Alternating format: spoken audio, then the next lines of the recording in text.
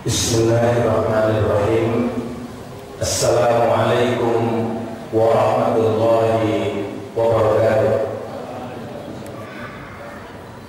Qabla bidayati hadzal amal al-azim min samahati Dr. Muhammad falyatafaddal.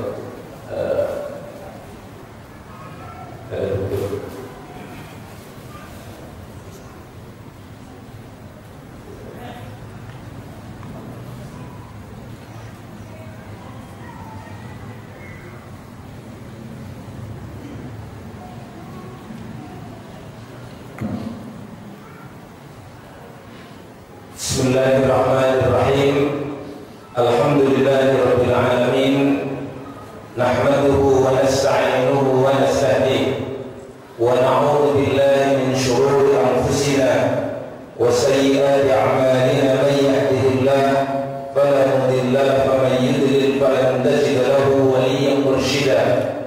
Asyhadu an la ilaha illallah wahdahu la syarika lahu wa asyhadu anna Muhammadan abduhu wa rasuluhu la nabiyya ba'dahu. Allahumma salli ala Muhammad wa ala ali Muhammad bi rahmatika ya arhamar rahimin. Amma ba'du. Pertama, kita panjatkan puji syukur kehadirat Allah Subhanahu wa taala atas karunia dan rahmat yang diturunkan oleh Allah Subhanahu wa taala pada sore yang berbahagia ini. Allah Subhanahu wa taala mempertemukan kita di dalam masjid yang mulia ini. Mudah-mudahan atas pertemuan yang kita adakan pada sore hari ini bisa membangkitkan semangat kita untuk senantiasa perhatian terhadap urusan-urusan kaum muslimin, dan salah satu di antaranya yang kita upayakan untuk menyenangkan kembali pada sore hari ini adalah kita menginginkan adanya kesiagaan di kalangan para aktivis untuk senantiasa membela tanah suci Palestina yang kita cintai ini. Hadirin yang dirahmati oleh Allah Subhanahu wa taala, kami menyengajakan untuk menghadirkan beliau Dr. Mukarram selaku manajer direktur daripada Al-Quds Foundation ke tengah-tengah kita ini dalam rangka menyegarkan kembali ingatan kita, dalam rangka mengingatkan kembali tentang tugas dan amanah kita untuk tetap menyelamatkan Al-Quds di tengah-tengah kita ini. Maka saya selaku panitia penyelenggara daripada acara ini mengharapkan dukungan yang penuh, baik dalam bentuk deklarasi yang nanti insya Allah akan dibacakan pada hari ini. Kita menghadirkan dua deklarator. Yang pertama, beliau Dr. Muhammad Mukarram yang kita datangkan dari Palestina, dan yang kedua adalah ustaz kita, orang tua kita, pemimpin kita yang akan mendeklarasikan pentingnya untuk membela tanah suci Al-Quds, yaitu Dr. Mu'ainuddin Al-Basri.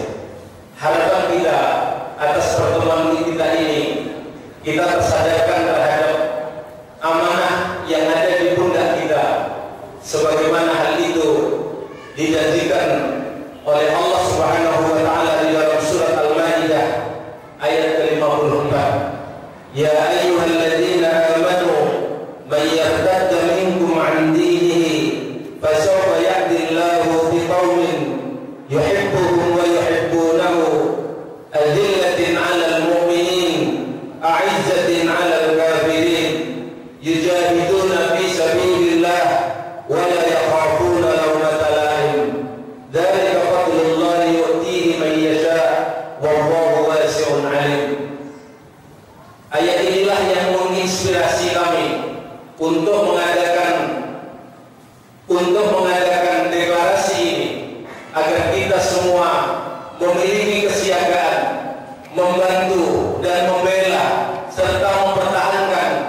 salah satu dari tanah suci yang dimiliki oleh kaum muslimin, yaitu Al-Aqsa. Hadirin yang dirahmati oleh Allah Subhanahu wa taala, mewakili daripada Dewan Dakwah Islamiyah yang menjadi panitia pada acara ini, berikutnya adalah Majelis Ulama Indonesia, Profesor Dr. Zainal Arifin Adnan, menyampaikan salam kepada kita semua. Assalamualaikum warahmatullahi wabarakatuh. Mudah-mudahan acara ini bisa berjalan lancar dengan sebaik-baiknya. Insya Allah untuk orasi daripada beliau Al-Ustaz Dr. Muhammad Mukarram ini nanti akan dipandu langsung oleh Ustaz Muhyiddin Basri. Jadilah sambutan dari kami, mudah-mudahan mendatangkan manfaat untuk kita semua. Pada intinya kita ingin menyegarkan kembali, menyegarkan ingatan kita kembali untuk kita senantiasa memiliki perasaan menyelamatkan dan mempertahankan tanah suci ini. Dalam keterangan para ulama ada 4 langkah yang senantiasa kita ingat untuk kita jalankan. Yang pertama, senantiasa menghidupkan akidah, khususnya akidah wala wal bara, khususnya bara kepada Yahudi, bara kepada Nasrani, yang itu ditetapkan di dalam Al-Qur'anul Karim. Yang kedua, kita semua wajib menggelurakan jihad fisabilillah untuk menghadapi musuh-musuh kita ini yang tengah melakukan kejahatan terhadap kaum muslimin, khususnya di tanah suci Al-Quds. Yang ketiga, kita harus melakukan i'dad fisabilillah di tengah jatuhnya jihad lantaran kaum muslimin sedang dalam keadaan lemah. Maka jawabannya adalah kita senantiasa mempersiapkan diri dalam berbagai banyak hal untuk pada saatnya mampu melawan kejahatan musuh ini dengan sebaik-baiknya. Dan yang keempat, kita perlu membangun shaf di kalangan kaum muslimin di tengah terjadinya perselisihan di kalangan umat ini. Inilah ayat yang kita baca tadi dalam rangka mendukung terhadap nilai-nilai yang kita bacakan ini tadi. Wa jazakumullah khairal jazaa. Insyaallah nanti naskah deklarasi akan sekaligus dibacakan oleh Dr. Muhyiddin Basri. Dan sekian, wabillahi taufiq wal hidayah. Wassalamualaikum warahmatullahi wabarakatuh. Allahu Akbar. Mari kita takbir. Allahu Akbar. Masih keras. Allahu Akbar. Allahu Akbar. Allahu Akbar. Al-Quds lana. Al-Quds lana. Al-Quds lana. Al-Quds lana. Jazakumullah khairan jazaa. Assalamualaikum warahmatullahi wabarakatuh. Beliau sekalian, dari sambutan dari panitia Rasul Kemanusiaan dan juga deklarasi pembelaan tanah suci Palestina oleh Ustaz Taris Al-Fatah. Untuk selanjutnya orasi dari Dr. Muhammad Akram, Manajer Direktur Al-Quds Foundation, waktu dan tempat dipersilakan, dan nanti akan diterjemahkan langsung oleh guru kita Al-Mukarram Dr. Muhyiddin Basri. Kepada beliau berdua dipersilakan.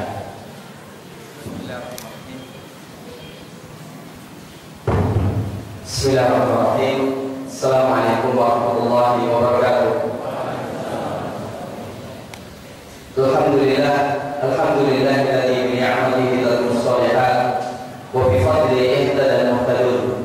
Asyhadu an la ilaha illallah wahdahu la syarika lah wa asyhadu anna Muhammadan abduhu wa rasuluh aqama hadzal din ba'da an ayyadahu al-ansar wal muhajirun. Allahumma shalli wa sallim wa barik ala habibina nabiyina Muhammad wa ala alihi wa sahbihi ajma'in, amma ba'd. Ayyuhal ikhwatul kiram, ayyuha al-asatidzah al-fadil al-mukarram Dr. Muhammad Mukarram wal Syekh Aris Munandar, barakallahu fikum. Badal Allah subhanahu wa ta'ala jama'ana fi hadzal masal mubarak linusrati ikhwanina al-Filistiniyin wa linusrati Masjidil Aqsa wa ahlan wa sahlan bi fadilati Dr. Muhammad Mukarram ala hudurihi wa nahnu insyaallah ma'a fadilatihi fi qadiyah masriyah lana wa hiya qadiyah Filistin. Ikhwafillah hafizahumullah, alhamdulillah sore hari ini kita dipertemukan oleh Allah Subhanahu wa taala dengan permasalahan yang sangat urgensi, permasalahan yang sangat krusial, yaitu membina Masjidil Aqsa sebagai bagian yang tidak terpisahkan daripada akidah kita. Wala nudirul kalam fa nahnu nuridu an nulhib masyairana wa nulhib ma yani hamasatina lil jihadi fi nusrati al-Masjidil Aqsa fa nu'ti majalan di Syekh Dr. Muhammad Mukarram ayyidilana bi nasahi tayyibah insyaallah falyatafadhal mashkura. Jazakumullahu khairan wa syukran lakum ala hadha at-taqdim. As'alullah subhanahu wa ta'ala an yajziyakum 'anil khairan jazaa. A'udzu billahi as-samii'il 'aliim minash shaithaanir rajiim. Allahumma shalli wa sallim wa barik wa an'im 'ala sayyidina Muhammad tibbil qulubi wa dawaiha wa 'afiyatil abdani wa shifaa'iha wa nuril absari wa biladiha.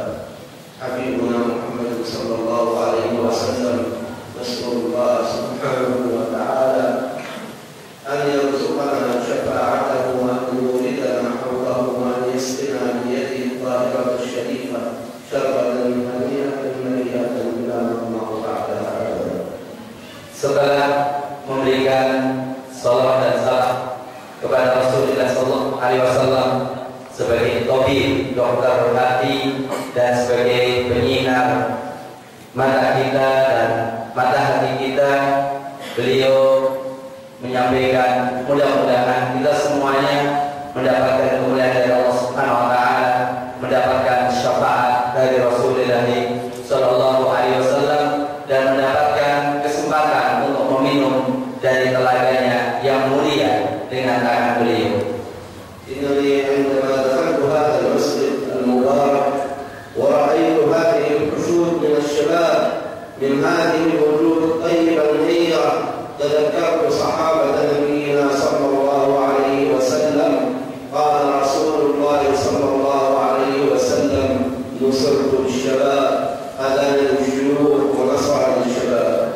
Ya, ketika saya masuk masjid ini, saya teringat dengan sahabat Rasulullah sallallahu alaihi wasallam, di mana Rasulullah sallallahu alaihi wasallam mengatakan, "Nusirtu bisyabab." Aku ditolong melalui para pemuda dan aku dicuekin dengan dari orang-orang tua. فكان صحابة صلى الله عليه وسلم كلهم من الشباب، كلهم من الشباب. أبو بكر وعمر وسائر الصحابة هم الذين نصروا النبي صلى الله عليه وسلم إذ خذلهم الآخرون وبهم هدى الدنيا وفتح الدنيا فوصل الإسلام من أقصى الشرق ومحيط الأقصى إلى أقصى من أقصى الأرض إلى أقصى الشرق حتى حدود الصين. Ya, sungguh sahabat Rasulullah sallallahu alaihi wasallam semuanya adalah pemuda. Abu Bakar pemuda, Umar pemuda, dan sahabat-sahabat yang lainnya pemuda. Dan dengan mereka Rasulullah sallallahu alaihi wasallam membuka dunia ini dengan Islam dari timur sampai baratnya, dari utara sampai selatan. وهذه سيرة الشباب تتكرر مرة أخرى في فلسطين. ها هي تتكرر في أرض الإسراء والمعراج في ثلة على أرض فلسطين واجهت العالم كله شرقه وغربه بطائراته ومدرعاته وحاملاته وصواريخه. واجهتهم ثلة بسيطة من حفظة كتاب الله سبحانه وتعالى فردوهم على أعقابهم خاسرين يدربون أذياب الخيلة والندامة.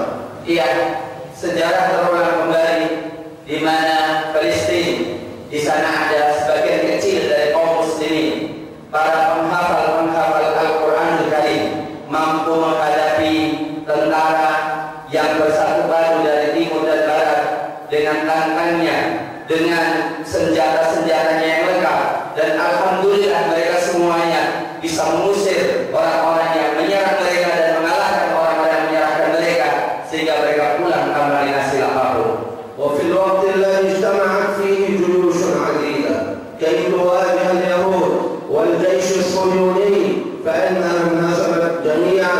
وفي الوقت الذي تواجه فيه أمة الإسلام أكثر من 1.5 مليار مسلم يواجهون ثلة من اليهود وينهزمون، فإن مجموعة قليلة من شباب الإسلام من حفظة كتاب الله من رواد المساجد نذروا أنفسهم لله، نذروها خالصة لله، فردوا اليهود على أعقابهم وأهزموهم شر هزيمة.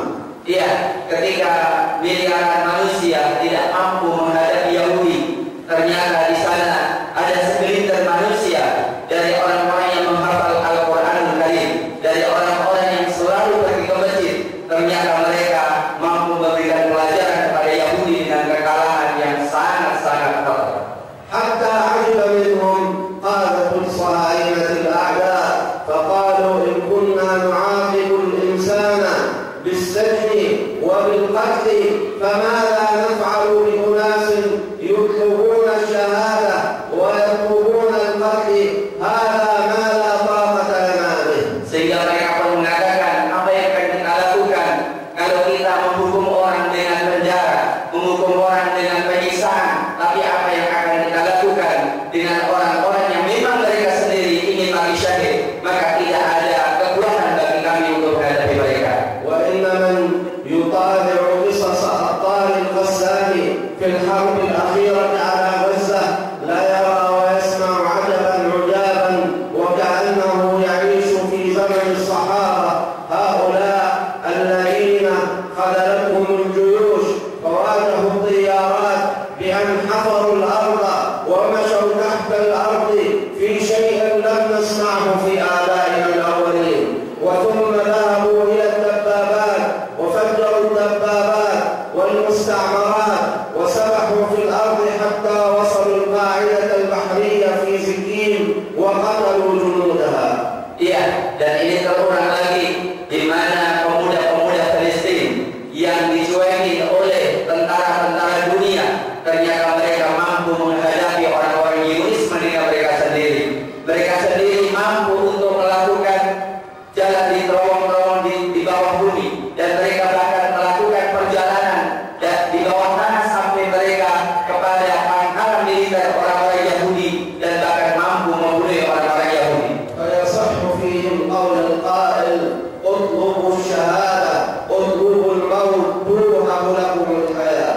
Maka realisasi daripada mereka, hendaklah kalian carilah syahadah, inginlah cari kematian di jalan Allah Subhanahu wa taala, niscaya kalian akan diberikan kehidupan. ويصح فيهم قول الشاعر عنترة لا تسقني ماء الحياة بذلة بل فاسقني بالعز كأس الحنظل، أي أن الحياة مهما كانت إذا كانت مع الذل فهي مريرة، وأما الموت إن كان بالعزة والكرامة فهو أجمل شيء في الحياة. Sebagaimana dikatakan seorang penyair, janganlah kalian memberikan minum aku dengan kelezatan tapi penuh dengan kehinaan, tapi berikanlah aku minum minuman yang baik tapi di situ ada kemuliaan, karena tidak ada kelezatan jika di dalamnya ada kehinaan. وما أصدق وصف القائل فيهم وما أصدق قول القائل فيهم فرسان في النهار رهبان في الليل، هم في النهار في أعمالهم وفي مدارسهم وفي جامعاتهم، حتى إذا جاء الليل ذهبوا إلى خنادق القتال، فمنهم من يتلو القرآن ومنهم من يقوم الليل ومنهم من يرقب الأعداء استعدادا وتحضيرا لجهاد محتمل. Tepatlah apa yang dikatakan oleh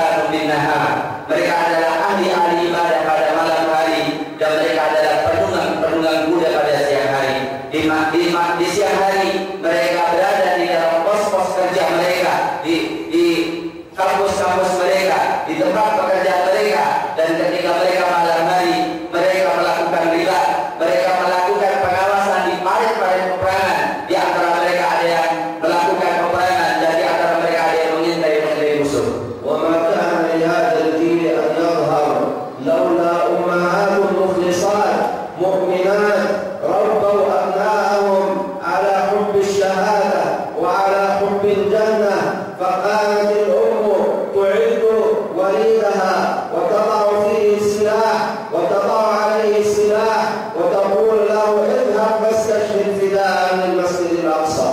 Tidaklah mungkin ini semuanya muncul kecuali adanya ibu-ibu yang mendidik putra-putra mereka untuk jihad di jalan Allah dan untuk mati di jalan Allah Subhanahu wa taala, sehingga ibu-ibu memberikan senjata kepada anak-anak kecil dengan mengatakan kepada mereka, pergilah jihad di jalan Allah Subhanahu wa taala dan jadilah mati syahid di jalan Allah Subhanahu wa taala. هؤلاء الأمهات وهؤلاء الأخوات هن اليوم من يدافعن عن حرمة المسجد الأقصى في وقت تخلف فيه الرجال من المسلمون، تخلف فيه أكثر من مليار مسلم.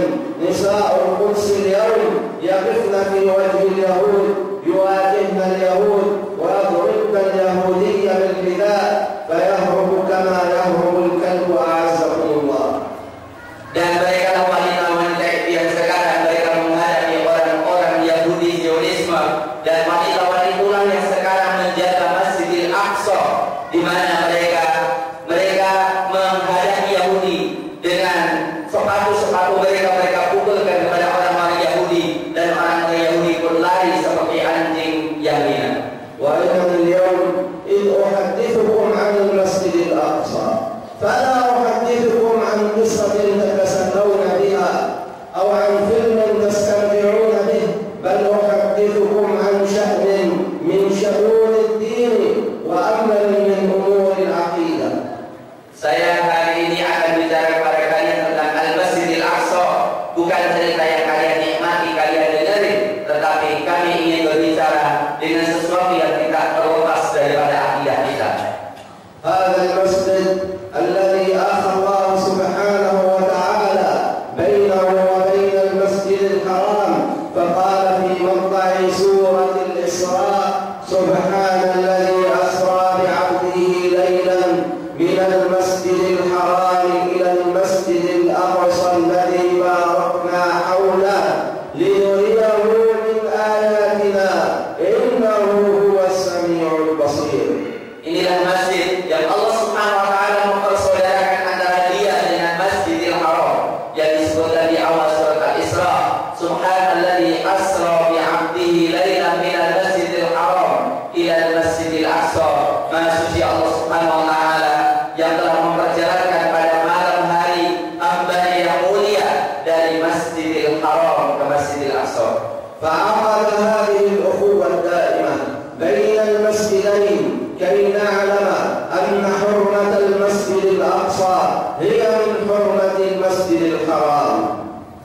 Allah Subhanahu wa taala mempersaudarakan dua masjid ini persaudaraan yang abadi, agar supaya kita memahami bahwasanya kemuliaan Masjidil Haram sama persis, kemuliaan Masjidil Aqsa sama persis dengan kemuliaan Masjidil Haram. وجعل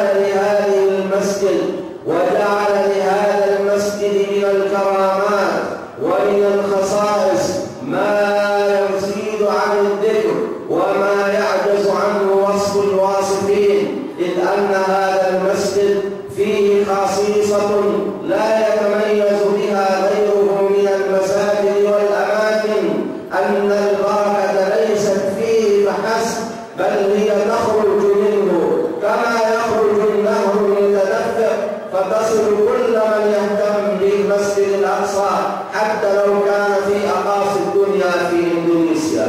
Allah Subhanahu wa taala memberikan berbagai macam keistimewaan kepada Al-Masjidil Aqsa, dan keistimewaan yang diberikan oleh Allah Subhanahu wa taala ke Masjidil Aqsa tidak dimiliki oleh yang lainnya, di mana keberkahan yang Allah Subhanahu wa taala berikan kepada Masjidil Aqsa tidak berhenti di masjid itu sendiri, tetapi mengalir ke seluruh penjuru, kepada seluruh manusia yang memberikan perhatian kepada Masjidil Aqsa. فلم يقل الذي باركنا فيه بل قال الذي باركنا حوله.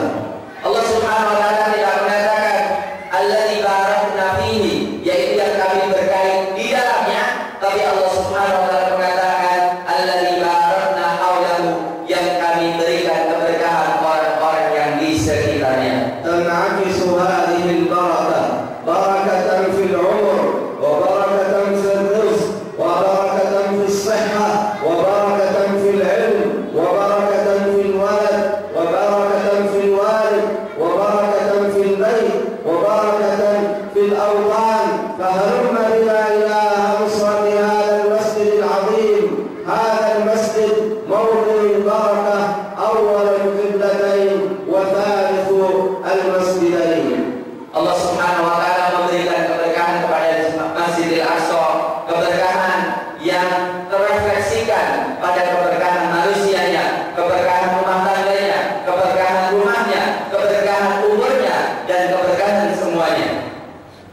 ولعله من الأمور المهمة أن نتذكر الأخبار التي تحيط بالمسجد الأقصى منذ أن احتله اليهود عام 1967، إذ أن أول ما فعلوه هو أن جرفوا وهدموا الحارة الملاصقة له، حارة المغاربة، وأنشأوا ما يسمى بحائط البراق وهو ما يعرف عند المسلمين، وأنشأوا ما يسمى بحائط المبكى وهو ما يعرف عند المسلمين بحائط البراق. Allah Subhanahu wa taala, pada kali ini kita harus mengetahui bahwa Al-Masjidil Aqsa menghadapi bahaya yang besar yang dilakukan oleh orang-orang Yahudi yang menghancurkan wilayah di sekeliling Masjidil Aqsa. Kemudian mereka membangun apa yang diketahui oleh kaum muslimin sebagai daerah tempat ditambahkannya tali buruk, dan mereka kemudian menamainya sebagai tempat tangisan, yaitu Haikal Sulaiman. على كل الأحوال فلعل من المسائل المهمة أن نعرف ما هو المسجد الأقصى، ولذلك لا بأس من أن نشير إلى هذه الصورة. Ya, kita agar supaya lebih jelas di mana tempat Masjidil Aqsa dan hal yang berkaitan dengannya yang bahaya yang mengancamnya, untuk kali ini diperlihatkan di mana yang dikatakan Masjidil Aqsa. إذ يصور اليهود اليوم أن المسجد الأقصى هو جزء فقط من مساحته الكلية، فتارة يقولون أن المسجد الأقصى هو هذه القبة الذهبية، وهذا ليس صحيحا، فهذه القبة هي قبة الصخرة، وتارة يقولون أن هذه القبة الرصاصية هي المسجد الأقصى، وهذا أيضا ليس صحيحا، فإنه يسمى الجامع الكبير. Ya, jadi ada yang mengatakan yang namanya Masjidil Aqsa adalah Qubbah Sakhra, yaitu kubah yang dari batu yang di sana, itulah Masjidil Aqsa. Dan ada yang mengatakan Masjidil Aqsa hanya wilayah yang tadi diisyaratkan saja, dan ada yang mengatakan yang di Masjidil Aqsa adalah yang sebelah bawah yang dikatakan tadi Qubbah lokasi, ya kan? Qubbah yaitu Qubbah tembaga, tapi sebetulnya yang Masjidil Aqsa bukan itu saja. والصحيح أن المسجد الأقصى هو كل ما في هذا السور، كل ما في داخل المربع الأخضر. Jadi Masjidil Aqsa adalah semua yang berada di wilayah garis yang biru itu. وفيه في الداخل من 5 أو 7 مصليات، ما ترونه الآن هو فقط مصليين، وهو مصلى قبة الصخرة والجامع الكبير. Di sini dikatakan, banyak orang yang mengatakan, Yahudi mengatakan Masjidil Aqsa adalah dalam 2 tempat sholat saja, yaitu Qubbah Sakhra, yang kedua musola kiblat, 2 kiblat. Tapi sebetulnya yang namanya Masjidil Aqsa adalah semua yang ada dalam garis itu. ولأن الوقت قصير فدعوني أسرد لكم أهم المخاطر التي تهدد المسجد الأقصى، وأولها هو خطر الأنفاق. Ya, dari sini karena waktu sangat terbatas, maka kami akan mengisyaratkan beberapa bahaya yang dihadapi oleh Masjidil Aqsa. Yang pertama kali adalah bahaya terowongan yang dibikin di bawah Masjidil Aqsa. لقد حفر اليهود حول المسجد الأقصى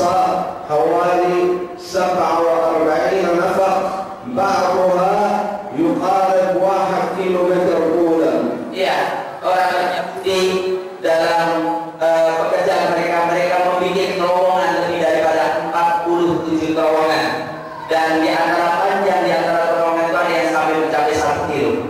وهم يهدفون من هذا الأمر إلى البحث عن الآثار اليهودية، ثم أنهم أقاموا المعابد اليهودية تحت المسجد الأقصى، ونتيجة هذا الحفر الكثير تحت المسجد الأقصى أصبح تحته مفرغا، فنخشى إذا جاء مطر شديد أو زلزال ربما ينهار المسجد الأقصى بكل ما فيه. Ya, jadi mereka membangun sinagog di bawah Masjidil Aqsa. Ya, mereka membangun sinagog tempat ibadah di bawah Masjidil Aqsa, dan alasan mereka kemudian mereka juga mencari peninggalan Yahudi yang kita sangat khawatirkan adalah ketika bawah sudah kosong, maka ketika suatu saat ada gempa atau ada banjir, bisa jalan sama Allah, mudah-mudahan Allah tidak menakdirkan, bisa saja Masjidil Aqsa langsung runtuh. وهم غير ذلك قد أنشأوا حوالي 60 معبدا يهوديا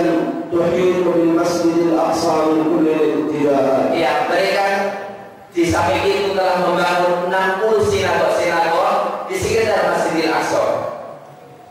واتبعوا سياسة منعت فيها المسلمين من دخول المسجد الأقصى لمن هو دون سن 50، فيسمح فقط للعجائز وللشيوخ من كبار السن بدخول المسجد الأقصى، أما الشباب فإنهم يمنعون أغلب الوقت من ذلك. Mereka kemudian mengambil jalan kebijakan, yaitu melarang orang-orang untuk masuk ke Masjidil Aqsa kecuali yang usianya sudah 50 tahun ke atas.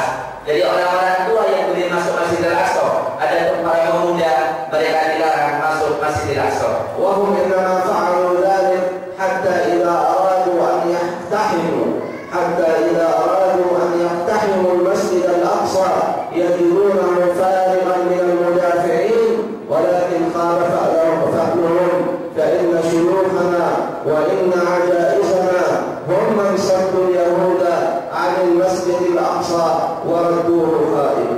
Iya, mereka menginginkan dengan memperbolehkan orang-orang tua yang tua saja masuk ke Masjidil Aqsa, karena mereka menginginkan kapan mereka akan menguasai Masjidil Aqsa dan memasuki Masjidil Aqsa, maka tidak ada yang bisa melawan mereka. Tapi alhamdulillah Allah Subhanahu wa taala menjadikan orang-orang tua itu adalah orang-orang yang pertama kali melawan orang-orang Yahudi ketika mereka ingin memaksa masuk, sehingga mereka pulang dalam kondisi tidak mendapatkan tujuan mereka.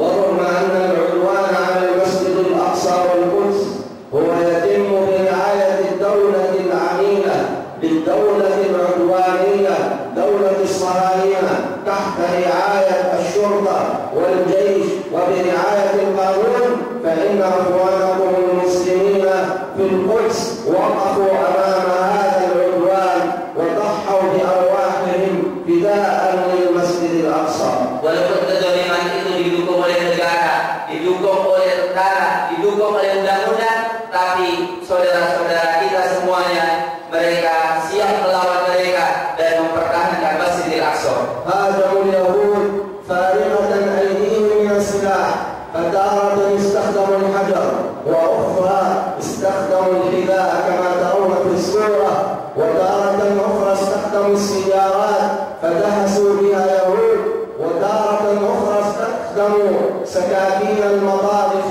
للدفاع عن المسجد الأقصى. Mereka menggunakan apa saja yang mereka lakukan, apa yang mereka bisa pergunakan.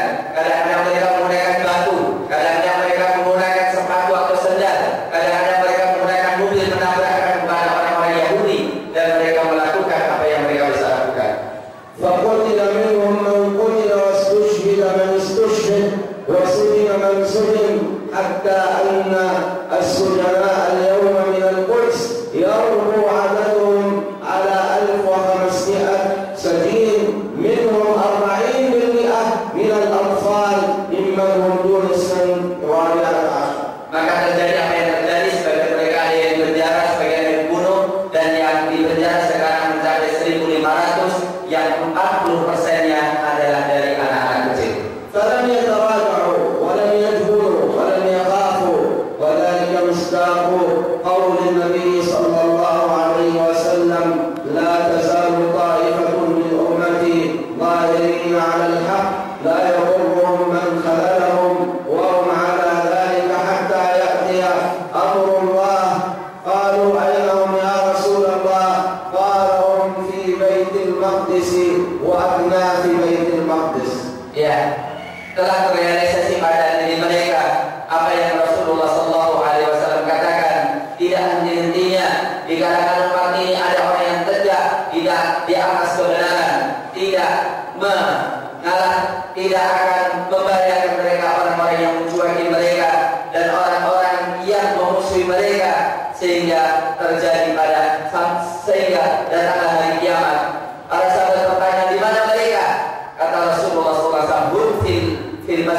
Aqsa.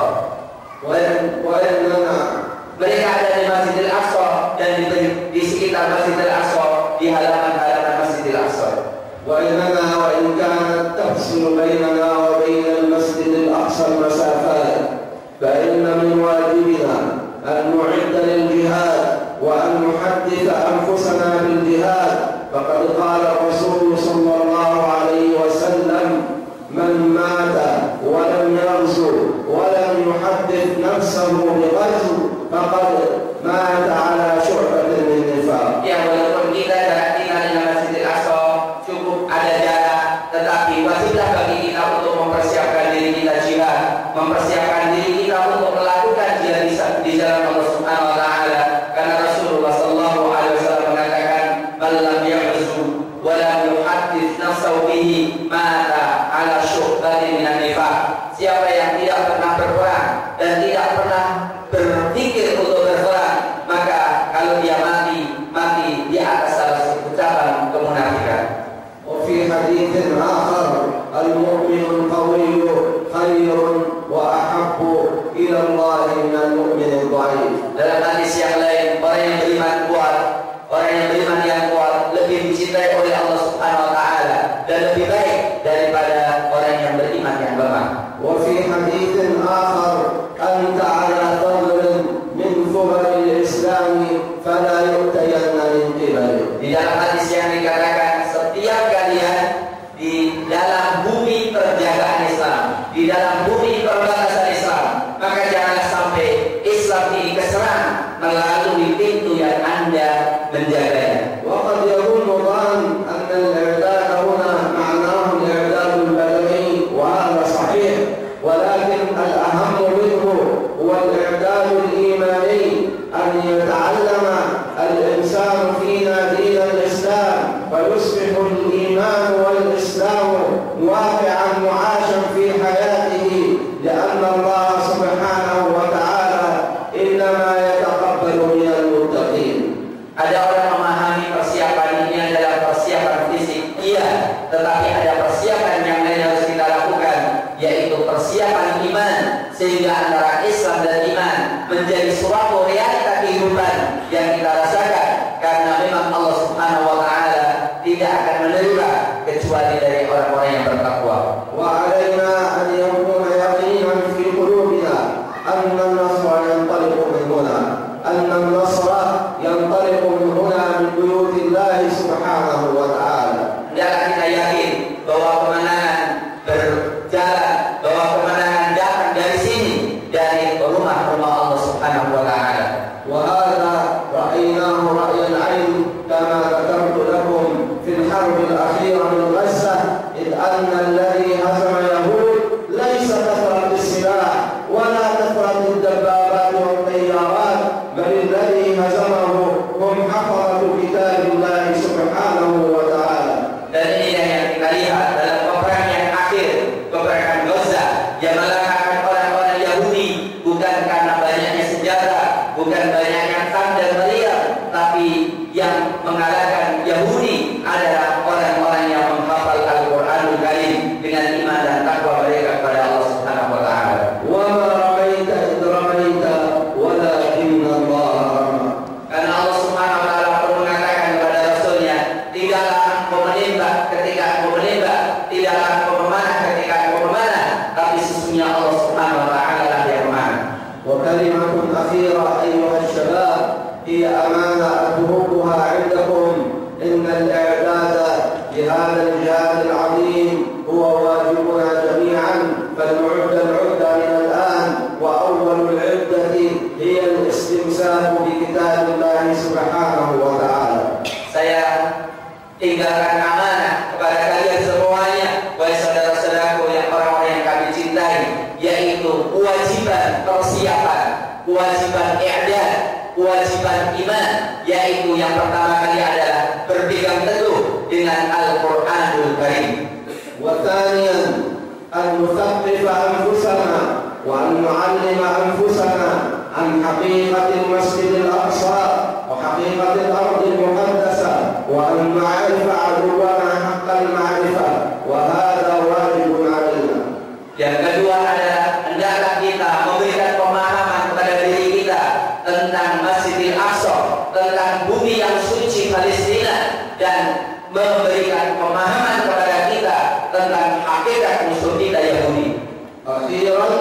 أن يوصل صوت الأقصى إلى كل مكان، في مدارسنا، في جامعاتنا، في بيوتنا، عند أصدقائنا، وأن نستخدم الإعلام فهو أداة خطيرة، وأصبح الوصول إلى الناس اليوم سهلا من خلال وسائل الاتصال الاجتماعي كتويتر وفيسبوك والمواقع، نستخدمها لنصرة ديننا ولإعلاء كلمة الله، لتكون كلمة الله هي العليا وتكون كلمة الذين كفروا السفلى. Yang berikutnya adalah marilah kita menyampaikan tentang hakikat Masjidil Aqsa dan pembelaan Masjidil Aqsa kepada semua manusia, di rumah-rumah kita, di sekolah-sekolah kita, di universitas-universitas kita, dan dalam kita menggunakan segala teknologi dan pers yang sangat penting sekali, menggunakan medsos, media sosial, Twitter, YouTube dan lain-lainnya, agar supaya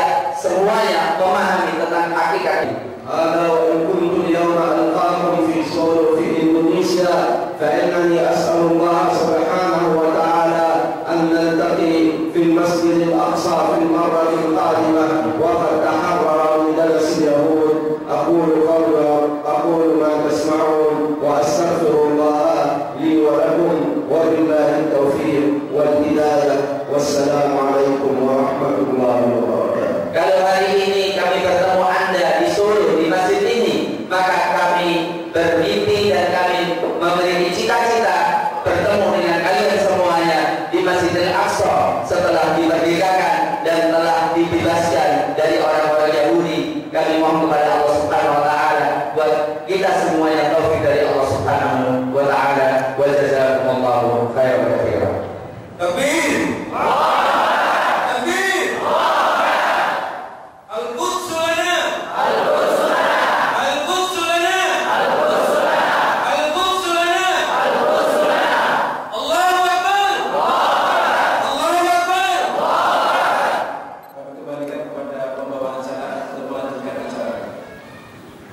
Terima kasih.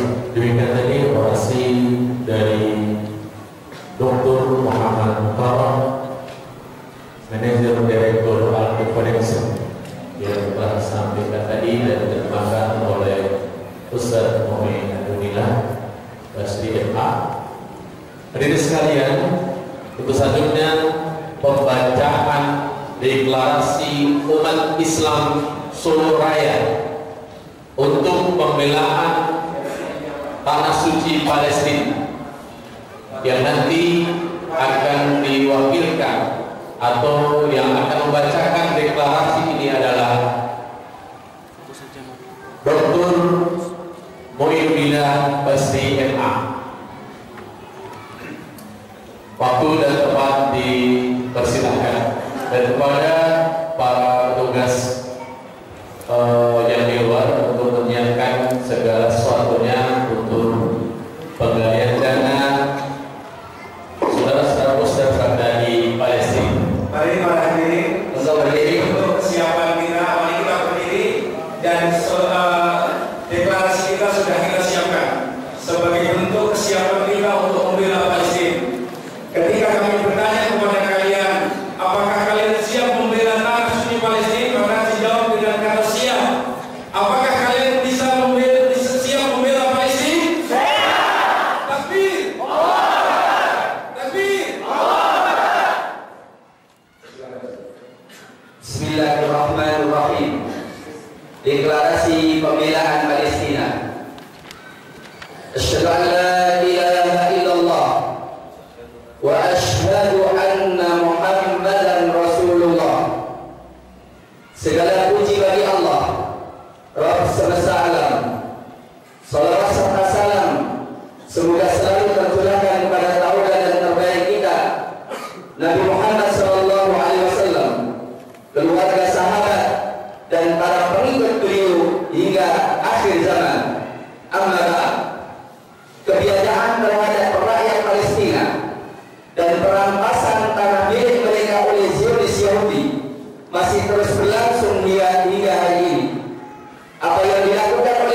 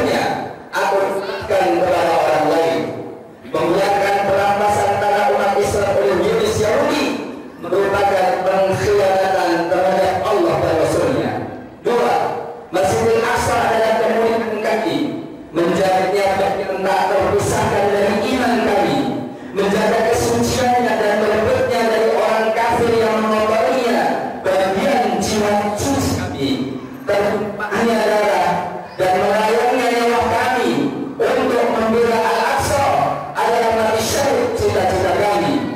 3. Kami akan terus mempertahankan dan membela Masjidil Aqsa dan Al-Quds Palestina dari jalan Yunis, Salibis dan andai-andainya. 4. Kami siap berkorban dengan harta dan jiwa melalui jihad fisabilillah demi terbebasnya bumi Palestina dan seluruh bumi dari cengkraman Yunis, Salib dan andai-andainya. Kami segenap umat Islam sesuai yang menyerukan A. Kepada ulama, tokoh masyarakat dan seluruh aktivis Islam untuk 1. Memperkuat tali silaturahim dan ukhuwah Islamiyah serta menutup celah adu domba di antara umat Islam. 2. Bersatu padu berjuang untuk menghadapi tantangan umat dan konspirasi Yunis, Salibis, Syiah dan komunis melalui dakwah dan jihad. 3. Membangun kekuatan umat Islam menghadapi konspirasi Yunis, Salibis, Syiah dan komunis dengan jalan membangun loyalitas hanya kepada Allah dan Rasulnya dengan mengembalikan akidah al-wala wal bara secara benar, mengorbankan semangat jihad fisabilillah dalam menghadapi konspirasi musuh sebagaimana telah ditegakkan oleh Rasulullah dan para sahabatnya, melakukan i'dad persiapan secara menyeluruh di tengah-tengah lemahnya kaum muslimin, membangun persatuan dan kesatuan saf di tengah perselisihan umat. B. Kepada pemerintah Indonesia untuk memberikan dukungan dan pembelaan kepada rakyat dan negara Palestina sebagai amanah Undang-Undang Dasar 1945 Surakarta 20 Safar 1436 Hijrah 14 Desember 2014 tertanda Dr. Muhammad Tamron dan Dr. Muhammad Wildillah Rasim dan seluruh elemen umat Islam Surakarta. Allahu Akbar. Allahu Akbar. Allahu Akbar. Wallahul hamd. Silakan duduk kembali. Demikian dari pembacaan deklarasi pembelaan tanah suci Palestina yang telah dipimpin oleh Dr. Muhammad Dr. Moyulillah Basri MA, dan juga telah selesai sudah acara deklarasi pembelaan tanah suci Palestina di sore hari ini di Masjid Baitul Maqmur Ahad 14 Desember 2014 22 Safar 1436 Hijriah. Dan kepada para petugas untuk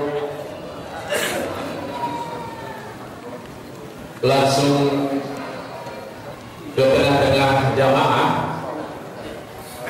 mengambil donasi yang akan kita sampaikan langsung nanti kepada Dr. Muhammad Mukarram dan akan dibawa ke tanah suci Palestina.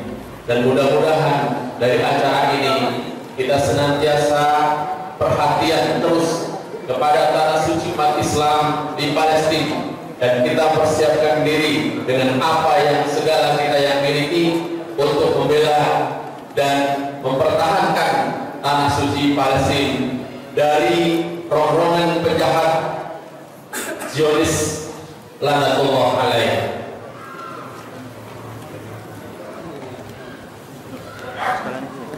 Ya sekalian,